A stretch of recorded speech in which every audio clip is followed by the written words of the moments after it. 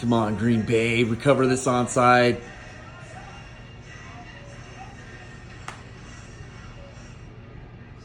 Scramble for it on the sideline. A fight for the ball. Coming away with it was Rudd. What's the official ruling? He hit the wall before the Still 10. waiting from the officials. Hit the wall before the 10. Bring That's what they're everybody saying right together now. and discuss it.